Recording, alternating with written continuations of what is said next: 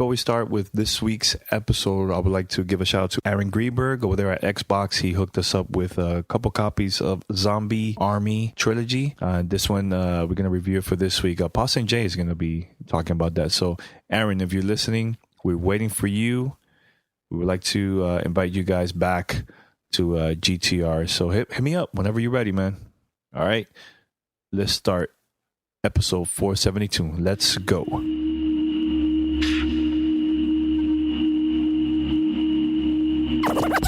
Ladies and gentlemen,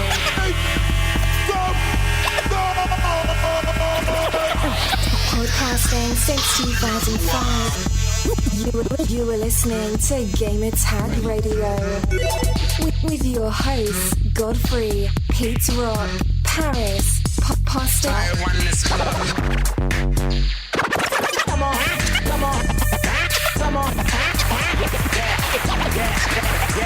Welcome to Gamertag Radio episode 472. This is your host Godfrey, and also my weekly co-host. Let's start off with Pete Rock. Pete, what's going on, man? What up, peoples? What up? What's going on with you, man? Anything new this week? Well, there's a lot of interesting information and games coming out. We got a couple of reviews this week. I'm interested by one in particular. We'll cover that later. But okay, Scotch all the way. And also we have Poston J. What's going on, Poston? Not too much. Hanging out. Unfortunately, I do not have Scotch. Just ran out of my water. So this is going to be one-shot podcast. Nothing to drink. Let's go. All right. And also we have Paris. What's going on, Paris? I just ate some cotton candy ice cream, and I think I want to tap out on console gaming. But let's go. Let's do the episode. Wow, just like that? That sounds like a great show like that? Headline. You should write an article called that. Yeah, Paris, why are you hating on the consoles? Well, now, I'm sure we'll get into it as we go along. But let's go ahead and do the show. Oh, man, Jesus. Okay, all right. All right, head over to gamertagradio.com, post your comments and feedback, and also listen to our past episodes. And you could also go to play.it. Give us a call, 786-273-7GTR. That's 786-273-7GTR. Email us, fanmail@gamertagradio.com. This week we have a lot of topics, but I noticed that we've been receiving a lot of emails, and the majority of them is about the same topic. Uncharted delayed to 2016. Now, here's the question for you guys. Smart move, bad move? Is this going to hurt Sony during the holidays? Or, to me personally, I think it's not going to hurt them because there are going to be a lot of great games this year. So, but I mean, overall, what do you guys think about the game getting delayed? I would say it's yes to all the above of what you just mentioned, but I think they're going to be fine when you look at the sales numbers, but I think the sales numbers could have been better because what do they have? What do they have this holiday? Someone please enlighten me on what they have this holiday. Yeah, I was about to say, like, until E3, like, I can't even speak on what they may or may not have because this was the only given that we knew, and now that it's not there, I mean, surely, hopefully they have something to replace that gap and not just third-party things like they did for the launch, but I don't know. I mean, I'm just as stuck as you are, Paris. I mean, I'd have to see their press conference first, but I'd like to hope that there's some equally or close to as big title that'll fill that November gap for them. But I agree, the sales probably will take a hit for being put in spring because a lot of people buy their games in the holidays. Now, so when you said that, did you mean exclusives or just... Yeah, exclusives. Okay. All right, so we have... Witcher? No, it's not. It's not exclusive. I can help you out on this, Pete, because I already Bloodborne, and that's probably it. Basically, the biggest thing that unless there's some major surprise at E3, the biggest thing that they could have this holiday is a new Ratchet and Clank. But that's not enough, man. No, it's not. That's not enough. They'll be leaning on third party again. Whereas, let's just keep it real here. Microsoft's going to have Halo 5. Tomb Raider all of a sudden just became a lot more important than what we were thinking it was going to be, having that as a time exclusive this holiday. Nintendo is going to have Star Fox and Zelda, and they're going to have a Yoshi game. But you forgot there's going to be a new Forza. Right? No, I throw that in it too. Forza 6 I'm talking about like first, like first party Nintendo and Microsoft. They're good for the holidays. Now Sony, I don't know. By them releasing this game during the springtime of 2016. I mean, they're not gonna have no competition for now. Short of No Man's Sky and Bloodborne, that's all they really have. And Bloodborne's show for Bloodborne's Paris. now. That's what I mean. Look at the time gap. The rest of the year. Yeah. And, like you just said, Pete, I mean, No Man's Sky, let's be real, it's going to be a time exclusive to the console, but that's vaporware until no one's had hands-on with this game. We don't know what this game is. Use my words, Paris. That's right. Use my words. It's my new favorite word, vaporware, everything. Persona 5. That's a good one. Good point, Pete. If you're a JRPG fan, that's a big deal to have Persona. But see, that's the key word right there, Poston. You got to be a Japanese RPG fan, which, let's be honest, again, that's a minority now. Of gamers, the vast majority, where's that game that everybody's going to want to go pick up? I hope it's Bloodborne, but again, the only other one, and it might be obscure to a lot of people, maybe Hellblade from Ninja Theory. I don't know about that. Different from Hellblade. but let me say this very quick. I was doing a little research today because I was curious. Okay, when the past Uncharted games, when was like the time they always released, except one. There was one that I'm not going to count because that's PlayStation Vita. I mean, really, it's PlayStation Vita. But anyways. Diss the Vita, Danny. No, but it's true. It's Vita. Anyway, so the first Uncharted came out around November 19th, 2007. Great year in gaming. Great game. Cool. Uncharted 2 came out October 13, 2009. One of the best, in my opinion, Uncharted games ever so far. Uncharted 3 came out November 1st, 2011. Decent Uncharted. It's okay. Now Uncharted 4 is going to be the first Uncharted from the console to come out not during the holidays, but in spring. That's kind of weird. And in a way, I'm happy they're probably going to be working and making the game a lot better behind the scenes. But I'm a little bit worried. Man, because I was not blown away with Uncharted 3 at all. Yeah, it was cool graphically, but it wasn't like Uncharted 2. Like, there was something special about that game. You know what I'm saying? And I don't know. I love 3 personally. I'll agree it wasn't as good as 2, but clearly I liked it a lot more than you do. So I have high hopes for 4, especially if it's getting extra development time. Yeah. But I don't know. Well, do you agree? Do you agree, guys? Well, that's the thing. I'm not the only one. For the health of the game, delay it as long as you freaking need. I'm not in a rush for an Uncharted 4. If they need more time to get Uncharted 4 right, take to the end of 2016. I don't care. Just get it right. Yeah. You know what I mean? But for Sony, the PlayStation brand, yes, they are the leaders in the clubhouse. They have a very healthy hardware lead over the Xbox One. That's not even in question. But what this does, this is Microsoft's opportunity now to catch up hardware-wise, sales-wise, because they can now market and position the Xbox One with, we have the must-have exclusive titles are on our system. Halo's on our system. Tomb Raider's on our system. Forza's on our system. And also all the other third-party games that you want to get, you might as well just get those on our system too, because Xbox One is the home for gaming in 2015. They're going to be their message at E3 without a doubt, unless Sony just has some miracle up their sleeve that they were hiding, that they weren't going to debut until E3 and it was going to come out this year. I just don't see it. And yeah, I'll add this one other thing, and I talked about this a couple of weeks ago. They got to lower the price.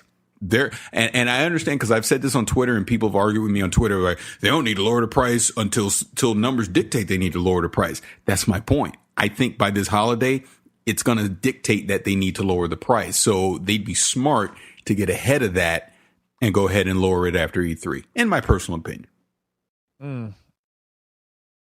Oh, by the way, Paris, we can renege back on what I said about Hellblade. It's going to come to PC as well, so it's not really an exclusive. Yeah, see, there you go. Ouch.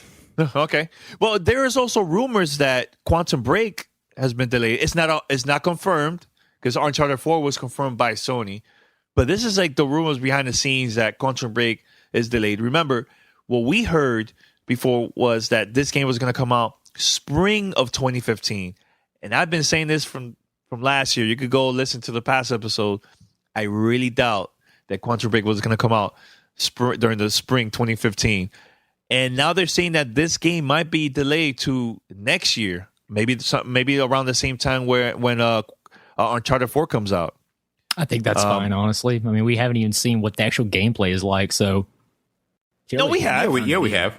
They did at Gamescom last year. Oh, I haven't seen that. Yeah. I've only seen the original footage they showed for it. Go watch it, Poston. It's pretty cool. Right. I like it. Yeah, it's good. It's good. And see, the news about that though, it wasn't like somebody just threw out a rumor.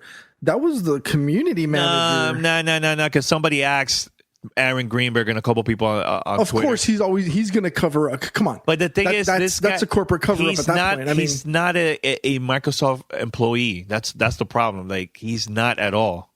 It's not. Look, it's just a rumor. It's not 100%. But besides, they have so many games this year. Like, if they do delay it, who cares? Like, I don't see. Look, if this is gonna help the game to make it even better, go for it. It doesn't bother me at all. Same thing with Uncharted. Make it better. Look, this generation so far, a lot of companies been releasing games that is not like, there's so many bugs or there's so many issues. I mean, do you think it's worth paying $60 when you can even sit down and enjoy a game because it's so buggy and you have to wait for a future update? That's not fair. It's getting ridiculous. Let those companies take their time to fix the game, So, okay. No, anything else, guys? No? Well, I'll say this, since I hinted at it at the very beginning, this is part of the reason why I'm just ready to tap out on consoles. Paris, you're going to come back after E3. Okay, he's going to regret. No, I'm not. Regret saying that. I'm not. And let me explain why. I have an Xbox One. I have a PlayStation 4. I'm not saying, I'm never going to play either one of those again. The exclusives, when the Uncharted 4s come out and the Halos come out, I'll play them. But basically, all third-party games, I'm playing on PC. And here's the thing. Here's the thing. So give me a little room on this. When we first were coming into this generation, if you remember, I was very pro PC then. Then, with PlayStation 4, Xbox One, I figured, I want to give the new consoles a shot. What I'm realizing is these consoles aren't the big leap that I personally wanted them to be, right? But where that leap does exist? On the PC. And I'm going to build me a monster rig here in the next 2 months, and I'm just going to roll with all my third-party games on PC. Everything, praise to Gabe. I'm going Steam all the way. I'm done. I'll have Windows 10. I'll do that whole thing. Like I said, the Halo 5s, the Uncharted 4s, that stuff, I will play. Destiny. Hey, look, God forbid they put Destiny on PC, then I'm tapping out on that too. But for me, the preference for my gaming experience will be on the PC from here on out. I got your video card for you whenever you're ready. I know. I need that APG, man. Okay. All right.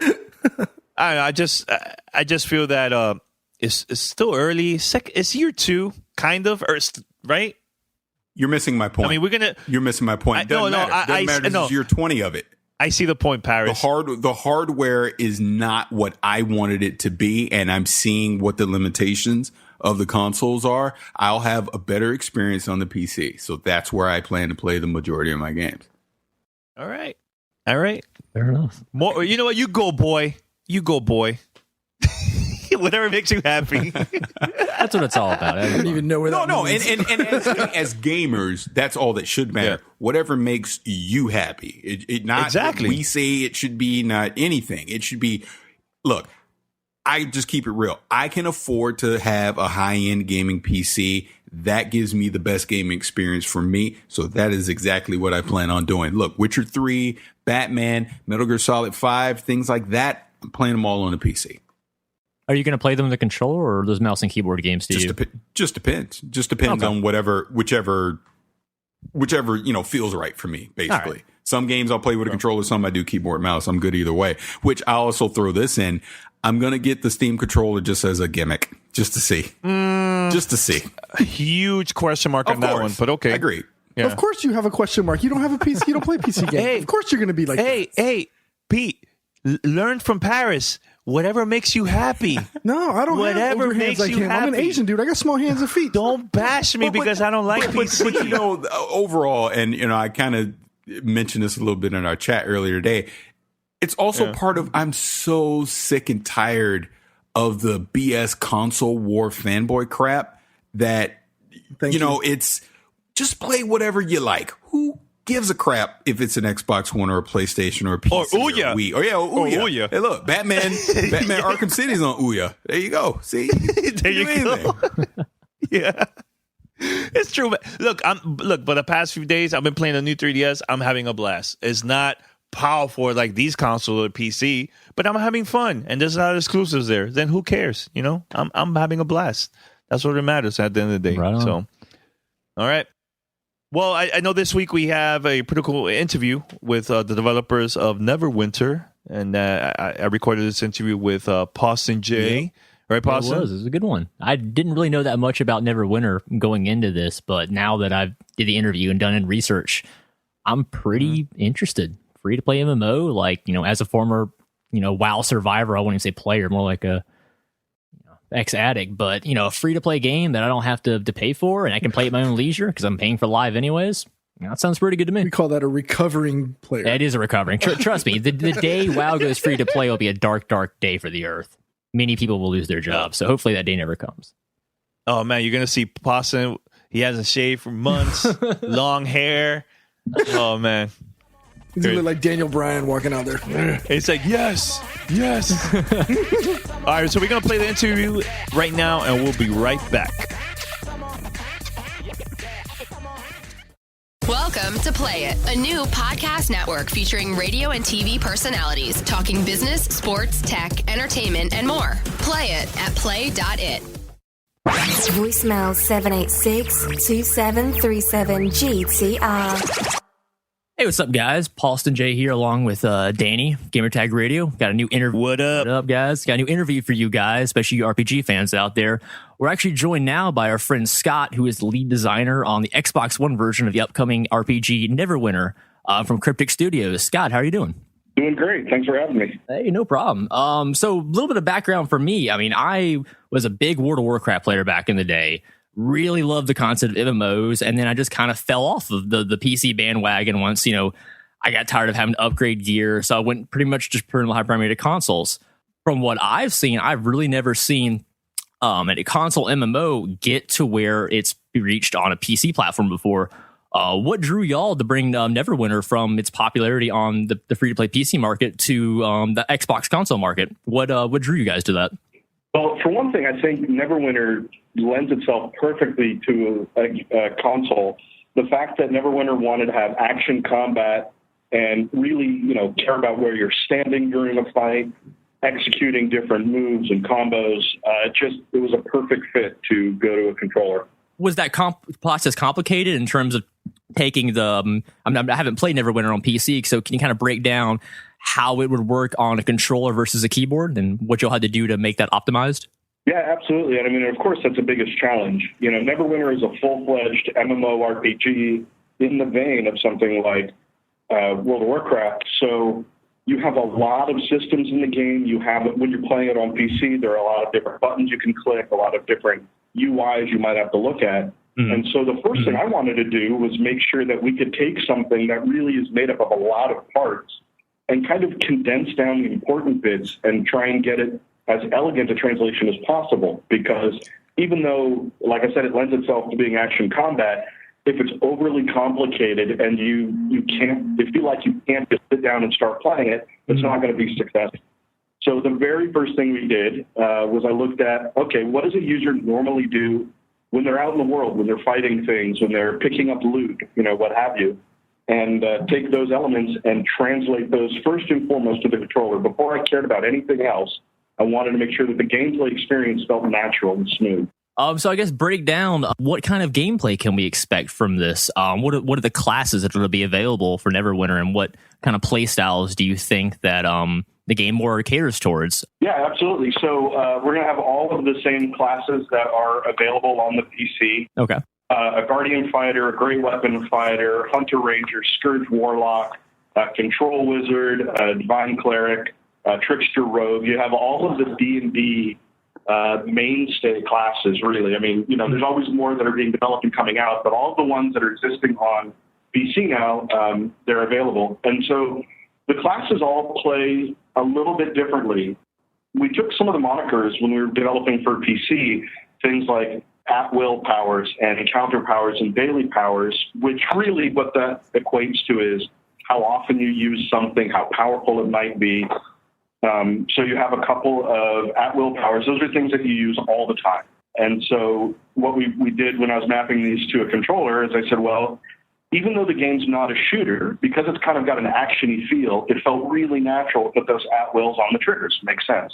And then you start moving up to the more powerful buttons, and there are more powerful powers, like your encounter powers and your daily powers. And those are moved to the face buttons, like the X, Y, etc. Because this is an MMO, and because there are so many things that players want to be able to do, there's a lot of loot in the game, so you want to quickly access your inventory, so you got to find a great way to map that, the D-pad. Mm-hmm. You want to hop onto your mount and ride off as soon as your battle's done. You don't want to have to go searching for that. So that was another thing that made its way to the main face of the controller. Then you start getting into other systems. Like I said, it's a full MMO. So you have a profession system where you have your crafting. You have, if you want to do anything with the auction house, etc. So we moved a lot of those things that were on PC. They were individual windows. We moved those into a more traditional console menu system to make it easier for users to adapt to. Oh, okay. There's going to be a lot of gamers that this is going to be their first time playing the game. Now, I know this is going to be totally free to play. How's that going to work for the console? The game is free to play. I believe you have to have a gold account. I'm not positive on that, but I believe you have to have a gold account. If you do, you can just download Neverwinter and you can play the game. And that means you'll be able to create a character. All the classes are available to you. And you start at the tutorial. We do, I think, a good job of gradually introducing the users to their powers and how the game plays, depending on the class that they pick. And then, you can level all the way, just like a PC free-to-play MMO. And this is the whole thing. And then there are additional things like we have the Zen marketing game for other enhancements, similar to DC. But this is, really I don't know that I've played another version of a full-fledged free-to-play MMORPG on a console. It's very tricky to do, but luckily with the success that we've had on PC and the things we've learned both from our other games at Cryptic, like Star Trek Champions, and the expertise from Perfect World, we really feel like we've done a good job to give you the full experience on your console. I know you say it was a little bit tricky. Why it was a little tricky for you guys? Tricky to port over, well, partly because this is a big game. I mean, there's a lot here. There's all the different content, leveling up all the way through. We have campaigns, PvP, all the features that you get in a full MMO are here, and that's a lot to translate. There are a lot of different UIs that we needed to get. Again, user friendly for a controller. So there are so many moving parts, and it's such a big game that there are just lots of little places where you can miss things. So it's doing our due diligence and making sure we covered all our bases. That's tricky. This is coming to Xbox One. Will Xbox One players just be playing with other Xbox One players, or will they be connected to the PC players as well? They will just be playing with other Xbox One players. Oh, okay. So make sure there's no clear advantage having the mouse and keyboard. Okay. Yeah. Not a mouse, but if you do happen to have a keyboard connected to your Xbox One, you can use it for chat. We do have text chat in the game. Oh, really? I didn't know that. That's good to know. Will there be voice chat as well? Yeah, so we have, of course, if you're party, you can use your party voice chat. Okay. Not in a party group up, then we have an in-game group chat, voice chat, so that's all set up. And then as an MMO player myself, I felt it was really important to have text chat because, it can be hard to find people in a world this big. And let's say you've got something that you want to trade or you want to sell.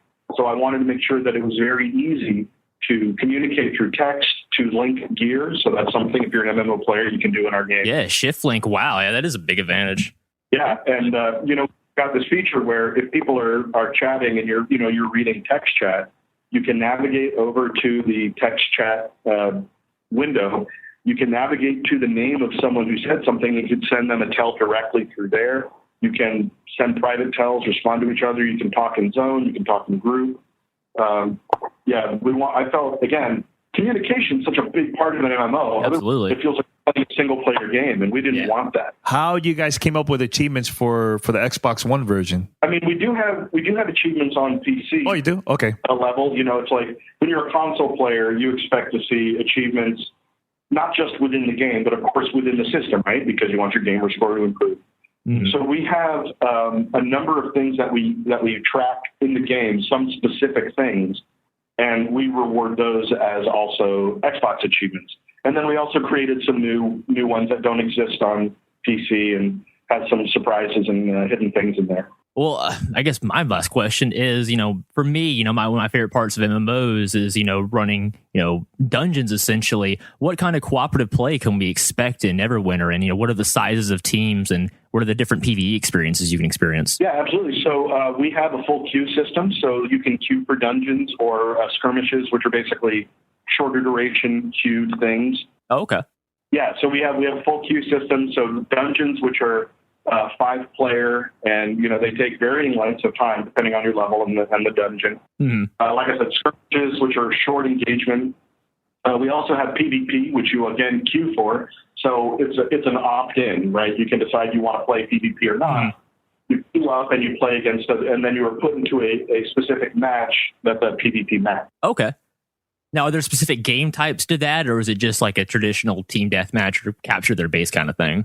Well, we have domination PvP in there is one of the prime, which is if you've played it in other games, basically you have control points and teams can own the points, and you gain. The longer you own it, the quicker you gain points. Okay. There are more modes coming as well with future content updates. Oh. I want to also emphasize is that MMOs are living, breathing things, and they don't stay static. It's one of the things that makes them so cool. Mm-hmm. And so we are working in a system where we will have regular content updates. You're not going to play the game and then wait a year and then play, an expansion. This is a game that's constantly going to be getting improved and updated, and it's all free to play. Wow. I like that a lot. Thanks for the interview, man. It was fun, and we're pretty pumped up for this, man. For this game, I gotta say, I'm pretty excited. I didn't know that much about Neverwinter before, but now the more I read about it, this seems like the kind of thing I've been wanting. This is what's been missing in my Xbox library. So, Scott, I really appreciate it. I wish you the best of luck finishing the game, and I'm really looking forward to it. And yeah, Neverwinter official release date coming out March 31st this year, so right around the corner. So, thank you again for being with us, and good luck on the game. Thank you. No problem. This is Gamertag Radio. Voicemail 786-2737-GTR. All right, so we're back here, and shout out to Alex, everybody out there, man. That was fun for them to be on our show and stuff. So we're gonna be working on getting more interviews for the show. So stay tuned. Got some good ones coming up. So now this one to me is gonna be a special moment right now because Ori and the Blind Forest, Paris is gonna review the game now, and once we come back, I want to have a conversation with Paris about the game, the soundtrack, the beautiful graphics, all that good stuff. So let's play right now. Hey everyone, this is Paris with Gamertag Radio, and I'm here today to review Ori and the Blind Forest, developed by Moon Studios and available on the Xbox One and the PC. I'm going to make a bold statement to start off this review. Ori and the Blind Forest is good. It's really good. It's game of the year for 2015 contender type of good. It is the best game that I played on the Xbox One. I know that sounds crazy, but it's true. Yes, it is a $20 downloadable game. Yes, it is a fantasy game that is a platformer that looks like an anime that very well could be a Studio Ghibli movie. Think Princess Mononoke, think Spirit Away. But I'm here to tell you, at its core, this game is the perfect blend of Super Metroid, Castlevania, Mario Brothers, sprinkled in with Dark Souls type difficulty. Don't let the cuteness of this game fool you. Ori and the Blind Forest is not an easy game. The running gameplay time, I mean, for me, it took about 12 hours. I would say easily is about a good 10 to 12 hour game. But you're going to die, and you're going to die a lot. This game definitely has a lot of trial and error to it. But at the same time, it's fun. It's enjoyable. The story's light. I mean, I don't want to give too much away, but I'll just simply say that you start off the game, you play as the title character. You are Ori. It's set in the forest of Nibel. And it starts with a Totoro-esque creature, think Spirited Away, who seemingly awakens you, and after he does, kind of takes care of you. I'll stop at that point just to say this is the beginning of the game. I don't want to give away too much, but I will say it got a little dusty in the room. But beyond that, going back to the core gameplay, you know, it's a platformer that gives you abilities, you know, as you progress. You start to level up, you gain new abilities. Like there could be a ledge that you weren't able to jump to before, but you can gain the ability to double jump, or you can gain the ability to wall climb, things of that nature. So if I had a knock on the game, that's one thing, because as you progress through these levels, you'll have to do a lot of backtracking, because once you get some abilities, you'll then need to go back to, you know, open up a new spirit tree or gain a new key or whatever task may be in front of you. But that to me is the core element of a great game. I mean, I'm a kid of the 80s and the 90s when it comes to video games. So, I mean, platformers is what got me into video games, and it's what started my love for gaming. And this is a direct throwback to that. It's hard enough to keep you engaged. You cannot just mindlessly button mash and jump through this game. You will have to think. You will have to come up with strategy. Like I said, you will die, and you will learn from dying in this game, and will help you progress as you move along. You know, another thing about this game that I really enjoy is the save system. It's not automatic saving. Saving is something that you actually earn through progression as you advance through the levels, and you have to strategically figure out when you want to use a save. For example, there was at a point in the game where I forgot to use a save, and I got really far, and then I died. Guess what? Sent me all the way back to the beginning of that level, and I had to do it all over again because I wasn't saving. So again, that's just another element to gameplay that you have to have in the back of your head as you're playing this game. Like I said, you may get on a roll through certain parts of the game and be having a great time, but if you forget to save, guess what? You're going to have to do it all over again, and maybe you're not as lucky the next time. I mean, there's a lot of timing-based jumping, platformy type things in this game that you'll have to progress. The enemies are definitely unforgiving. Like I said, it is a throwback, so most of the enemies have some type of pattern to them that you eventually will learn and understand. But overall, man, like I said, I don't want to spoil the game too much other than what I've already said, but this to me felt like a love letter to gaming. It really did. It brought me back as to the reason why we all got into this. That's how fun this game was to me. And like I said, the visuals are amazing. Honestly, I don't know if it was in 1080p, 720p, 900p, whatever it was. Like I said, I played it on the Xbox One. I didn't play it on the PC, but it looked gorgeous. The controls were tight. I don't think I saw a frame rate drop the entire time that I played. It was just a gorgeous game. I love how they blended 2D and 3D into the game. Like, for example, while you're going through the forest, and like I said, it's straight up 2D scroller, you'll have in the background, like in the foreground, I should say, there are other creatures in the forest watching you as you go on. You just see the shadows of these creatures as you move along, and it's fantastic. It is a living, breathing anime. I don't think I can give it any more justice than that to just say it reminds me of a Miyazaki masterpiece. It really does. It is a playable anime movie. I cannot stress that enough. It is something, or the little character Ori, you will fall in love with that character. It doesn't get too dark, but like I said, the room will get a bit dusty at times. But overall, fantastic game. Definitely a Game of the Year contender for 2015. I don't care what else comes out the rest of this year. It will definitely be in the conversation when we talk about it at the end of the year. I would recommend everyone listening to this spend the $20, whether you get it on the Xbox One or on the PC. Pick this game up. These are the type of games, these are the type of developers that we need to support so that they understand that this isn't just a game, it's almost a piece of art. That's how good this is. Call me crazy, but I absolutely loved Ori and the Blind Forest. So again, this is Paris, Gamertag Radio. I'll give it back to the guys. Thank you very much. Welcome to Play It, a new podcast network featuring radio and TV personalities talking business, sports, tech, entertainment, and more. Play it at play.it. You're listening to Gamertag Radio. Paris, great review. And I mean, props. I really liked it. At first, we got to see this at E3. And you know how it is at E3. There's so many games. You can't really stay there for a long time to play it. You can play for maybe 5-10 minutes and stuff. And then you have to move to the next one. But it got my attention. And finally, I purchased the game because Paris had it, I believe, a week ago. He got it. And he told us, dude, this game is official. It's not easy. It looks easy when you watch the videos, but it's not easy at all. So I was like, all right, let me try it out. Dude, the first few minutes of the game, I got goosebumps. It's rare to see. It gets dusty in the room, man. Yeah, big time. Yeah. It reminded me a lot the vibe of Metroid, and I'll add Journey into it too. How the style, the way how the music changes depending on the environment of the game.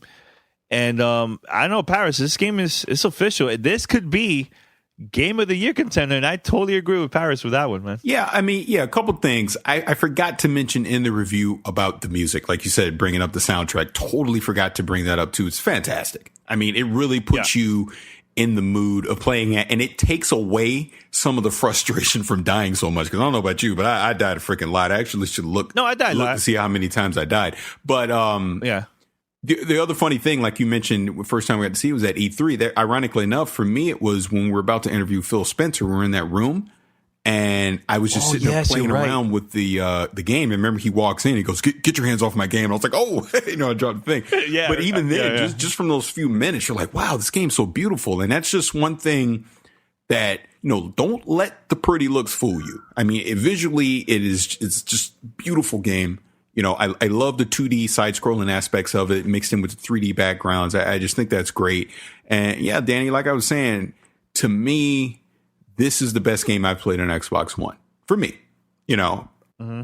You know what? I have to agree with that. I put it up there with, of course, Sunset Overdrive and Forza Horizon. But I really like this game a lot, man. It's so well done, man. Look, even if you have a PC and you don't have an Xbox One, just buy it. I love when people support these type of games like that. That's what I would like to see. Instead of seeing the same games over and over every year, why not support games that is different and unique and very special? Because that is going to help see more games like this, and it's going to help creators to innovate and create some cool and exciting games like this. Yeah, I mean, and that's the biggest thing to take away from this is this is a $20 downloadable game. And I guarantee you, when all the Game of the Year lists come out at the end of this year, Ori will be on that list. It's almost 100% guaranteed. That's how good this game was.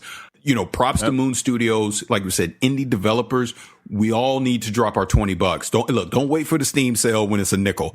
Get it at $20 and support this studio so that they can continue to make great content like this. And we can see more publishers take a chance on indie studios like this. The fact that Microsoft took the chance with this studio to bring this game, and they didn't rush them, because remember, originally this was supposed to come out last year. They let them take their time. Another great example of taking your time and getting the game right. And like I said in the review, to me, this is a Studio Ghibli Miyazaki masterpiece. That's what I take from this. If you're into any kind of anime and you play this game, you'll know exactly what I mean. It was great. You guys are making I have to play this now. You do. I know. While you were talking, I went and I bought the game. Yeah, there you go. Congrats. Yes. I bought the game, and I just signed up for Gigantic, which is an up and coming indie game coming up on Xbox One as well. So. Now I have to say this because I know Paris mentioned that it might get frustrating in the game. It wasn't to me. It wasn't the same as other games that I played recently. It was tough here and there, but I kept on going. I just didn't want to give up, and I found usually I would find a new area, or I discover a new item or something, and I still continue. And I don't know. I never wanted to give up at all. But there's games I get really frustrated. I just want to put the control down. I don't want to play anymore. Well, like the one, and it wasn't like this at all with this game at all. Yeah, like the one thing for me that I said that could be a frustration is, like I said, as you go through the game, you gain these new abilities. There's backtracking. in the levels, because I can't get up to that ledge. All of a sudden you get this ability. Oh crap. I got to go back to this thing and jump up, do all that. And you might die along the way. And if you haven't set up a proper save checkpoint, you might have to go through all that nonsense all over again, just to get back to that one area that you couldn't reach before. So that could get frustrating because, like I said, the death ratio in this is pretty high, but just the overall vibe of the game was just so, it was so relaxing. Even though you were dying and everything, the music and just everything that was happening just kept pushing you to want to keep going. You're like, all right, I'll do it again. No problem. But look, I will admit there was one time, middle of the game, I went, and that's why I mentioned in the review, I went a long ass time without setting up a checkpoint. And I basically forgot because I was on a roll. And then I died, and I had to go all the way back. God. I got mad. I gotta put the control down and took a lap. But there's two ways how to save the game. There's the regular. You stand, depending on the powers that you have. You hold B, and you can save the game right there. Right, it will say on top. Or you will find like an area that heals your character, and at the same time you can save the game. So. Yeah, but one thing though, Paris, I noticed that I went to my my friend list to see who was playing the game, and I highlighted the game. I think that's part of the Game Hub on Xbox Live, and it'll tell you there's a leaderboard, and it'll tell you who was the person that had died the most playing the game. Who died more, you or Pete, or you or Paris? Sorry. Well, he wouldn't see me. Because I play on my wife's Gamertag when I review a game, so I don't get yeah. Okay. Who was it? I got to see Andrew from the show radio and a couple of the people like Q from Game Crate. I got to see them there and stuff. But yeah, it's cool. It's pretty cool, that little feature there. Shout out to Microsoft. I know this is probably throw this in when I can, but I love that new leaderboard Game Hub feature they added. It's like you said, those little things that you can track that change per game and compare against your friends. Yeah. I love that. It's just little things like that throws back to the old arcade days. So, props Microsoft. I did the same thing with Dying Light. I have the most hours. Yes. You had the most hours, and the most, I believe, completed quest overall was you. Yeah, on my list. I have most things. I was like third or fourth around there. So, yeah, that's cool. I like that. I like that a lot. I like it a lot. So now we're going to go to the next review. This is Zombie Army Trilogy. Yep, from Rebellion Studios. Pawson is going to be reviewing that. So let's play the audio right now. Hey guys, Paulson J here. Back with a new review for you. This time we're discussing Zombie Army Trilogy for the PlayStation 4, Xbox One, and PC. Now, Zombie Army Trilogy, if you don't know, is a standalone expansion to last year's Sniper Elite 3 by Rebellion Studios. It's based off of the same engine. A little bit of background. It's set at the end of the Second World War. Hitler is trapped underneath his bunker in Berlin. Instead of surrendering, he enacts his final ultimatum, which is Plan Z, which raises all the dead all across Germany and pretty much turns the country into hell on earth. This is where you come in. You're one of the few souls left alive in Germany. You can pick from one of 8 playable characters, 4 men, 4 women. They represent all the countries involved in World War II for the most part, at least the European theater. The game is broken up into 2 sets of content. You have the campaign, which tells a story over 3 acts and 15 chapters, or you have the horde mode, which lets you pick from 5 preset levels and survive against a wave and wave of enemies. The campaign, as I said, it is act-based and chapter-based, so each chapter is between 30 to 45 minutes apiece. Overall, you're looking at about an 8 to 12 hour running time, depending on difficulty setting, or if you play with other people or not. So you can play this game by yourself. It is very difficult to say this outright, very much a survival horror kind of experience, and can be very frustrating. So while it is a challenge, I do recommend you play it cooperatively. This game can be played with up to 4 players cooperatively online. Sadly, there is no split screen. I know, I hate it too. But the game is a blast to play with other people because it is designed with lots of different vantage points, flanking opportunities, and it's always good to have someone watching your back on top of that. But it is a blast to play with other people.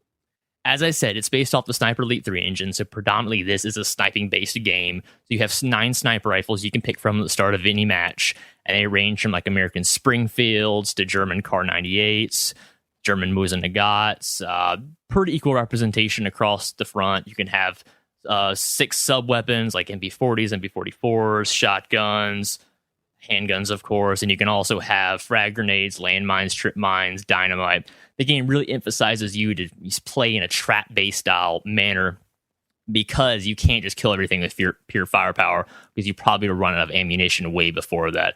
So I really enjoy that aspect of the game of like, yes, it is mindless killing, but it's mindless killing in a way where you're actively engaged and involved and you're having to work together with your teammates to overcome the ridiculous odds stacked against you.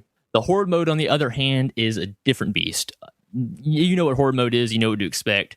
Why I like this Horde mode in this game is because each of the 5 levels is tailored to themselves and they're unique in their own ways. So a good example is one level is procedural. You'll start out outside. You got to beat a wave. A door will open. You can go inside. Beat another wave. You can go upstairs, kind of like Call of Duty Zombies. Another one is more straightforward. It's you at the end of a hallway having to defend against nonstop enemies coming down a narrow alley. Another one is a big open fortress on a cliff. Lots of different ways to run in and around. So they all offer their own unique pros and cons, and they're not all just like copy-paste of the same idea. So there is a reason to go and play each of the Horde levels, because they are fun in their own ways. The only real negative to this game comes with the online latency issues in terms of when you're playing with 4 people online. If you're not the host, and this is a host-based game, so the host is hosting other 3 connections. If you're not the host, you're probably going to have some latency issues between when you pull the trigger and when the bullet hits your target. And again, you will notice this. It's not terribly, it won't like stop you from playing the game, but it is a bit of a bother compared to the smoothness of the single player experience or the 2-player experience. So when me and Danny played online together, you know, we both have good connections. We live on the same side of the country, so we had a flawless experience.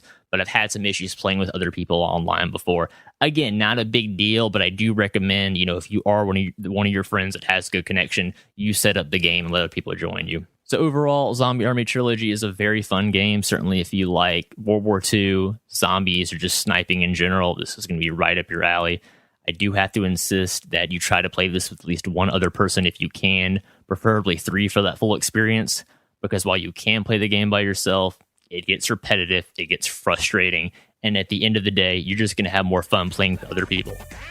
And for that $40 asking price, I think it's pretty reasonable for the amount of content you're getting, and I certainly see myself playing this for some time to come. Welcome to Play It, a new podcast network featuring radio and TV personalities talking business, sports, tech, entertainment, and more. Play it at play.it. You were listening to Gamertag Radio. All right, Poston, great review. Thank you. Now I have to say, dude, I like the game, but playing a single player, it's brutal, isn't it? Way too hard and frustrating. I thought I disagreed with you when we talked about this when we were playing online, but then I literally got to a point like about halfway through the game where you could tell it was designed not for one person anymore. So I was like, okay, I give up. I have to play with people now. But I mean, yeah, for the most part, you can. It's just very frustrating. But yeah, like me and you discovered, it's way more fun to play with people. Have someone to talk to, have someone to watch your back, especially 4 players. You need someone to talk to you because you get scared most of the time. I can't tell you how many times I was jumping in the couch playing by myself. Oh, really? Like, it reminded me of... All right, so... Let me digress a little bit. A couple years ago, before Alan Wake came out, you know, I was still living in Miami, and Danny came by. He's like, I want you to play this game. We can't show footage, but I'm going to record your response while playing the game. And it reminded me, the goosebumps and everything, and the whole, you know, the heightened awareness and the whole 9. It reminded me of that and the first Dead Space, and maybe even Condemned. Wow. Like, okay. Yeah, it scared the bejesus out of me. I'm not gonna lie. I don't know.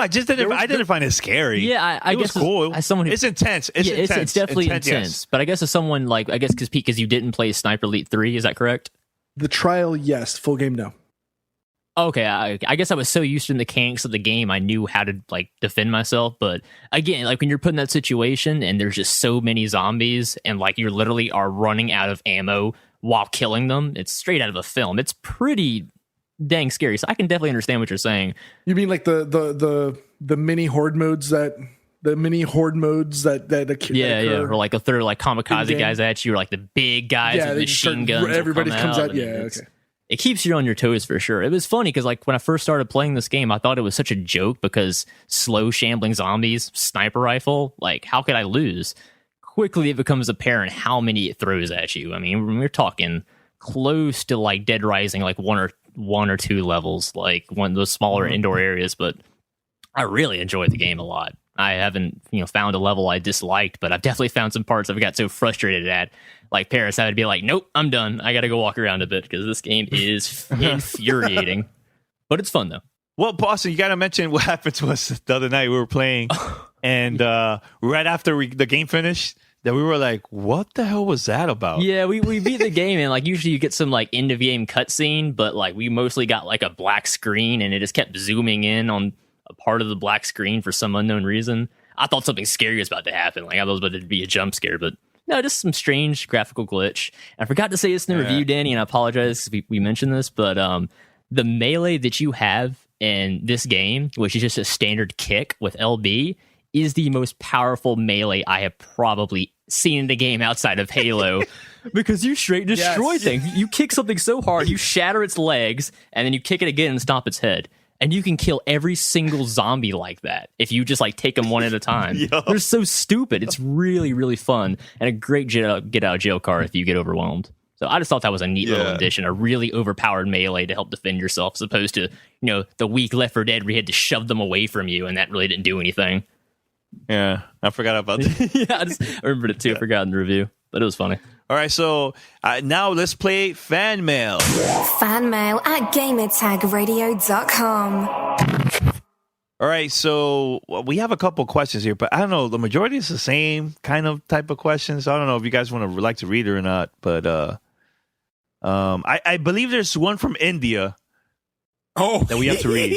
Yes, we definitely have to read that one. Actually, which one's? Yes, can you find it? Oh, hold on a second. Let me bring that one. That one was so good. Oh, that one had me rolling. That I love. Okay, I got it. I got it right in front of me now. Go. He says, "Hi GTR crew, I am Udit." Wait, what's his name? Udit. What's his name? Let me. God, I'm trying to read it. It's going to answer it. He says, "Hi GTR crew, my name is Udit or Udit from India. My question for you guys is: now that UC4 is delayed spring, we already talked about this stuff, so I won't get into that too much." He goes, also, do you think PS4 exclusives released so far are weak compared to Microsoft exclusives released so far? Microsoft is constantly releasing good fun to play exclusives on their system like Dead Rising 3, Halo Master Chief Collection, Killer Instinct 1 and Season 2, Titanfall, Forza 5, Horizon 2, and finally, the greatest game of all time, I'm paraphrasing this part, Sunset Overdrive, and the new first-party published Ori and the Blind Forest. These games are not mind-blowing, but certainly a lot of fun to play than Drive Club and The Order 1886. Please discuss this topic on the next podcast. And he goes, P.S. No matter what Poston says, Order is absolute shit. No one should buy Order even for $10. Better save money for Bloodborne or some other good game with some replay value.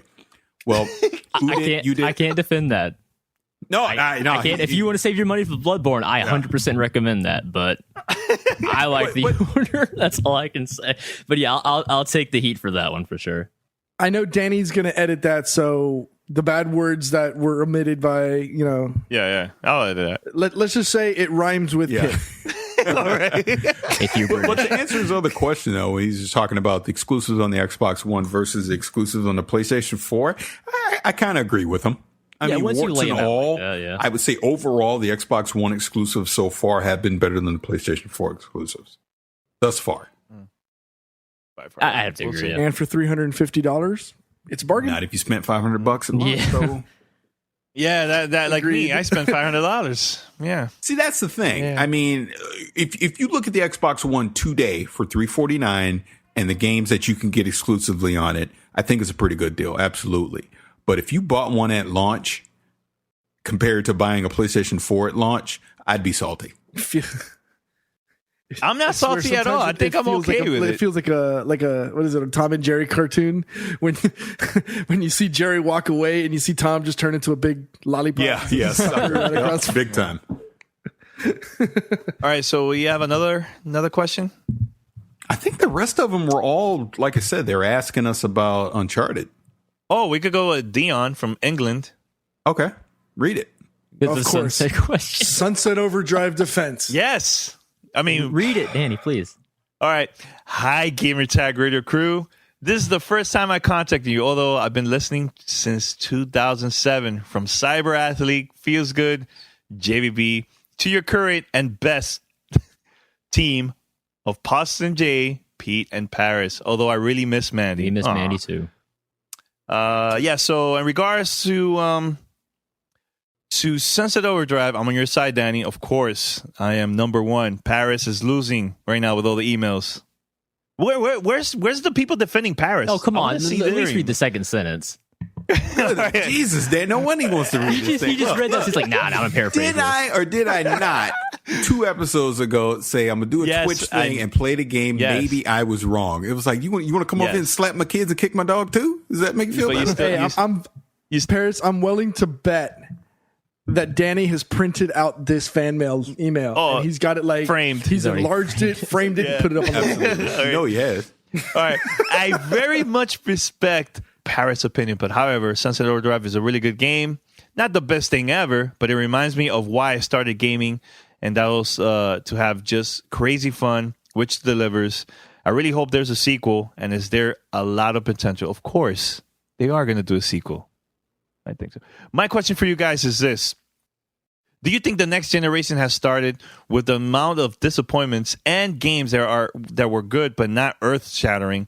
I wonder if next gen has really started. Go for it, guys.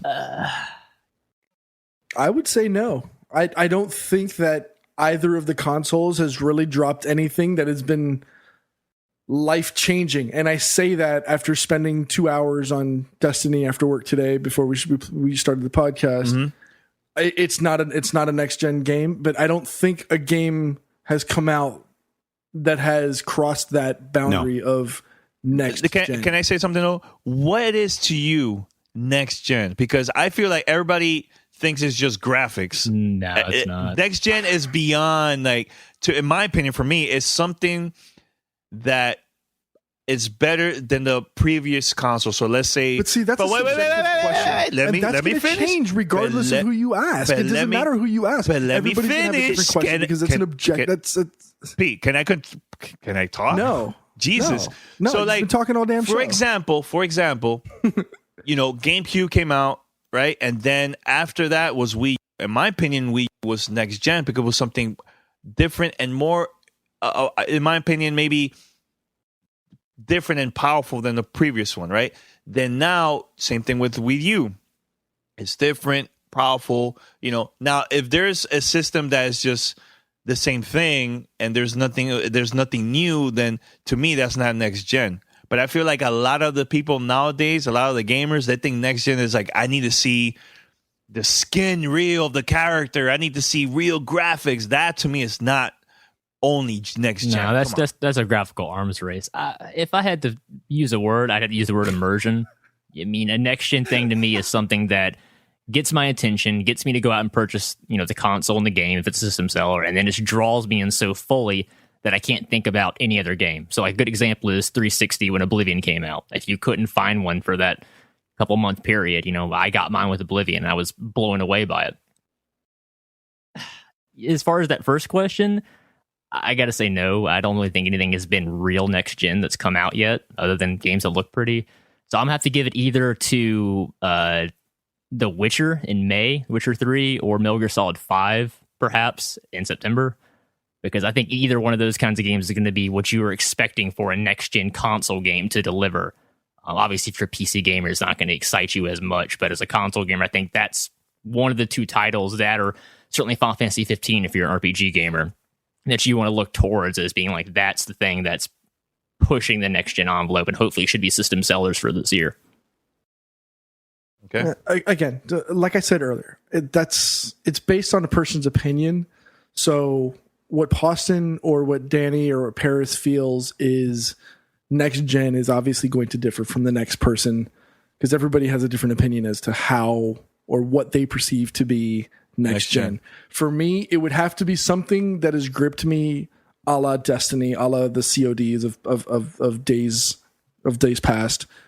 But that change, and for me, hardware and visuals is a big part of it. Mm-hmm. So if there was a Destiny with the graphics and the beauty of what like 1886 actually delivers, that would be really, really close.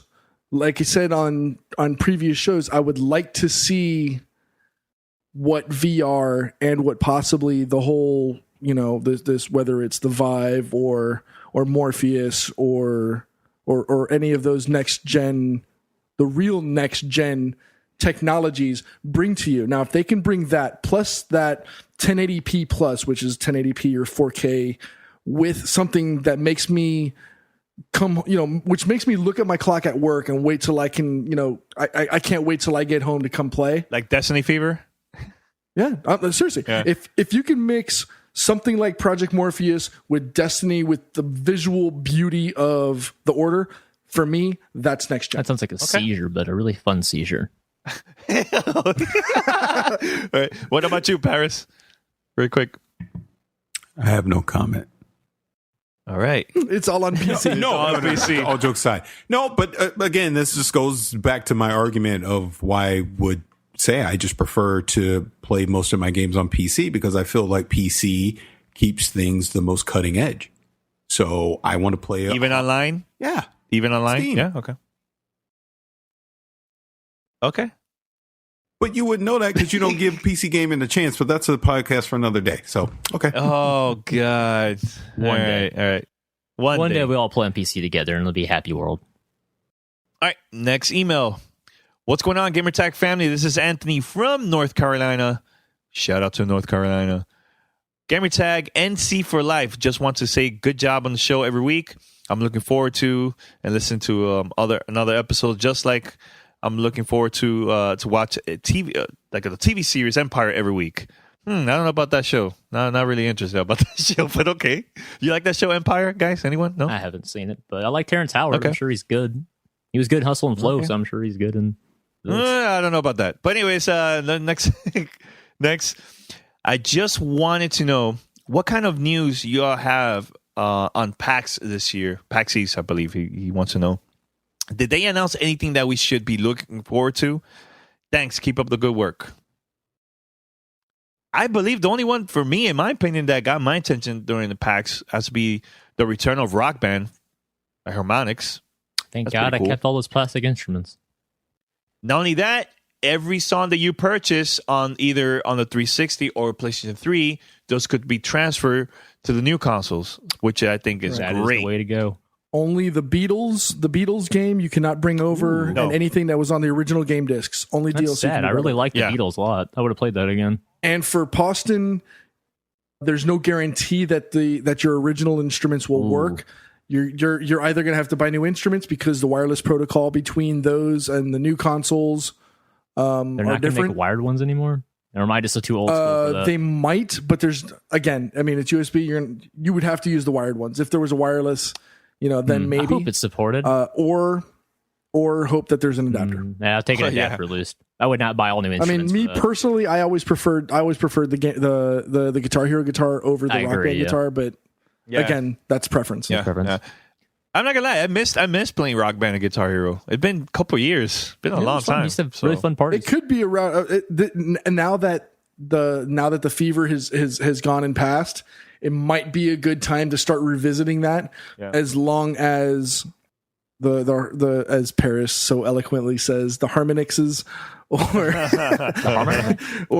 the Activisions don't start shoving release after release after release down your throat. No. If you do it in a nice slow steady stream of releases, I'm okay with that. But 3 or 4 different versions at one sales pitch is kind of is too much. All right. Mm-hmm. Paris, I know there was something else too that you mentioned earlier before we started recording. Well, no, just at the beginning of PAX East, that's when Bethesda announced the standalone downloadable Wolfenstein expansion. I don't know what you even want to call it, but expansion. But Old Blood.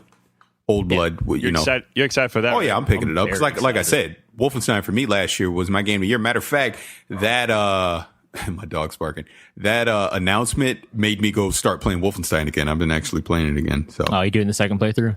Yeah. I still haven't done that. I need to go back and do it. But yeah, like what did they say? $20 for it's Old $20. Blood? Like that's no brainer, man. If you want a fun first person shooter, definitely go play last year's New Order. But yeah, Old Blood plus, I don't want to spoil anything if you don't play old Wolfenstein games. They're bringing back one of the core elements of Wolfenstein.